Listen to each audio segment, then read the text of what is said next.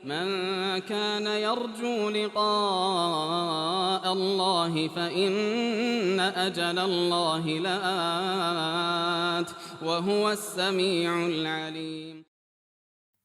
Baik, ini pertanyaan pertama seputar postingan yang disebarkan berlindung ke masjid.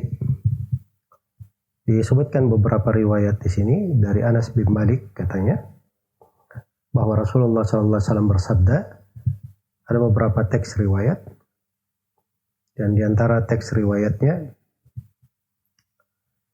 "Idza aradallahu biqaumin aha, nadhara ila ahli al-masajid fasarafa anhum." Apabila Allah menghendaki penyakit pada satu kaum, maka Allah melihat kepada ahli masjid lalu menjauhkan penyakit itu dari mereka. Di teks yang lain, innallaha ta'ala idza anzala ahatan minas sama' ala ahli al-ard surifat an ummaril masajid. Sungguhnya Allah, apabila Allah Ta'ala menurunkan penyakit dari langit kepada penduduk bumi, maka Allah memalingkan penyakit itu dari orang-orang yang memakmurkan masjid. Ya. Dan seterusnya dari beberapa riwayat di sini. Dan ini semuanya perlu saya ingatkan terkait dengan bulan yang agung ini. Bulan kita berpegang dengan Al-Quran dan Sunnah Rasulullah. Ya, terdidik untuk jujur. Jangan menyebarkan hadits-hadits yang tidak ada asal usulnya dari Nabi, atau hadits-hadits yang jelas kepalsuannya atau kelemahannya, kemungkarannya dari sudut ilmu periwayatan.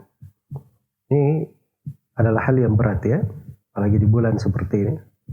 Karena Nabi SAW bersabda, "Man kadzaba alayya muta'ammidan falyatabawwa maq'adahu minan nar." Siapa yang berdusta atas namaku dengan sengaja, maka hendaknya disiapkan tempat duduknya dari api neraka. Di Muqaddimah Sahih Muslim dari hadits Abu Hurairah, dan datang riwayat dari luar Sahih Muslim yang mendukungnya. Rasulullah SAW bersabda, "Kafa bil mar'i kadiban ayyuhadditha bi kulli ma sami'." Cukuplah seorang itu dianggap berdusta kalau setiap kali yang dia dengarkan dia sampaikan. Jadi harus diperiksa yang didengarkan itu, apalagi itu sabda Nabi. Harus dipastikan bahwa itu dari ucapan Rasulullah SAW. Ini orang-orang yang menyebarkan ini sudah tahu bahwa riwayat-riwayat ini itu disebutkan dari riwayat Ibnu Adi dalam kitab Al-Kamil dan riwayat Ibnu Asakir di dalam tarikhnya. Nah, ini dua ulama menulis buku mereka itu bukan buku terkait dengan hadits-hadits sahih. Ibnu Adi misalnya itu khusus untuk rawi-rawi yang lemah, riwayat-riwayat yang mungkar dan sebagainya.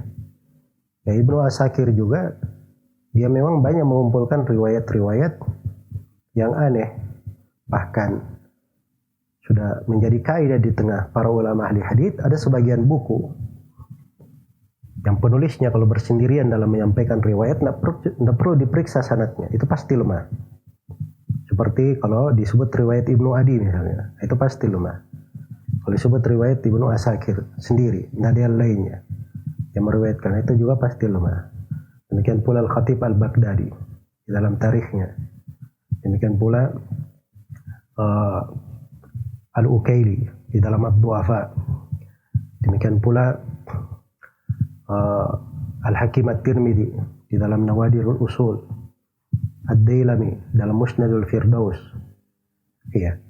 Tadi menambah Al-Hakim di dalam Tarikh Nisabur.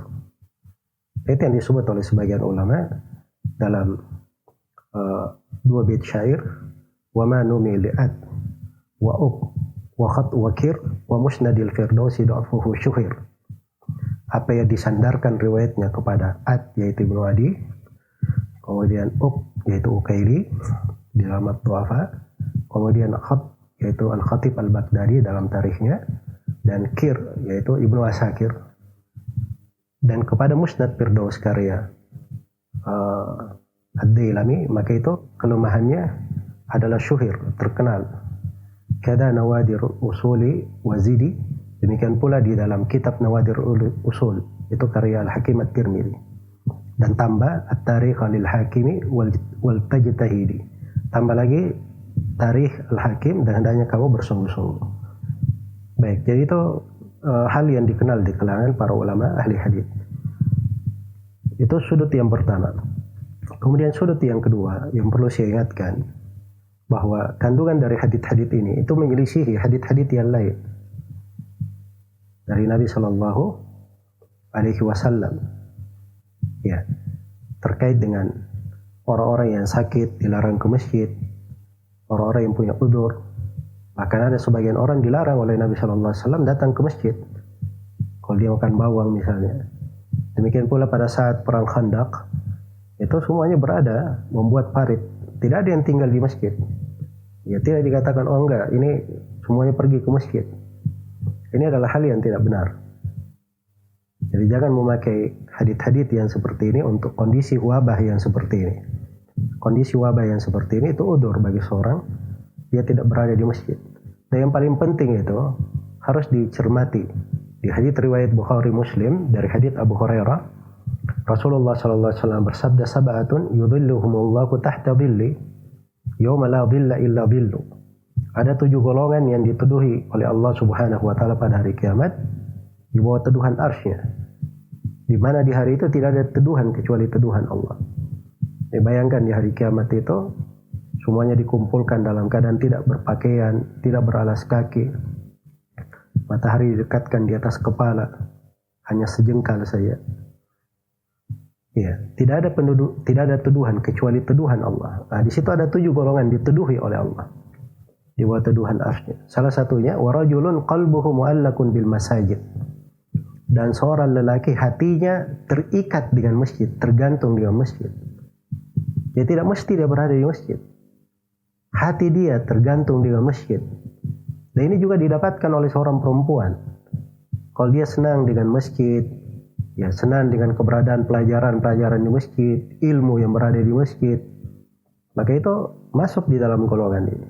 Sama seperti umumnya kaum muslimin sekarang ini, ya, merasa bersedih dengan udzur akhirnya tidak bisa ke masjid. Ya, banyak yang menangis karena hal tersebut. Maka itu suatu hal yang menggembirakan karena ada keterkaitan hati ke masjid. Dan itu adalah amalan yang besar. Semoga Allah Subhanahu wa taala memberi taufik kepada semuanya. Wallahu taala alam.